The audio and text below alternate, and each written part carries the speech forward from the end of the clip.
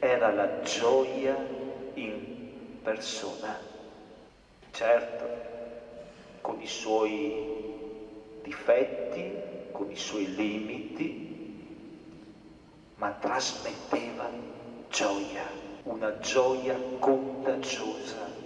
Una vita fatta di tante passioni, la musica e i motori, un lavoro nuovo nel settore ortofrutticolo e una stagione estiva alle porte. Per lui, giovane uomo di mare, nato e cresciuto nell'attività di famiglia, il ristorante adriatico all'interno del camping di Sottomarina, l'intera comunità clodiense e non solo ha voluto esserci nel giorno dell'addio a Daniele Tenchella, 30 anni, morto nella notte di Pasqua a pochi chilometri da casa. Stava rientrando da Cavarzere Daniele quando la sua Audi sulla provinciale 4 ha imboccato una traiettoria fatale, prima oltrepassando il guardrail, poi immergendosi con la parte anteriore nel canale. Con lui c'era anche un'amica, estratta dall'abitacolo da un vigile del fuoco fuori servizio, Terry Costa, residente in zona, che non ha esitato a buttarsi in acqua. Per il trentenne non c'è stato invece nulla da fare. Nella chiesa parrocchiale di San Martino il parroco legge i tanti messaggi arrivati anche via social da parte di semplici turisti. Quando arrivavamo in campeggio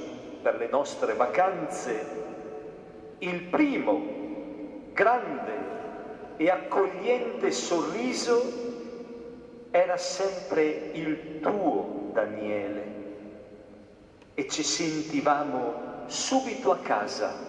Soltanto 24 ore prima Chioggia aveva salutato per l'ultima volta la famiglia Boscolo Scarmanati, morta nel rogo della sua abitazione. Per la comunità un altro giorno di dolore, con l'abbraccio collettivo a mamma Jenny, papà Roberto e alla sorella Alessandra. Non è un addio, ha detto il parroco, rivolto a Daniele.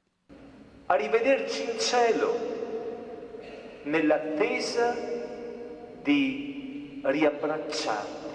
Ora crescerà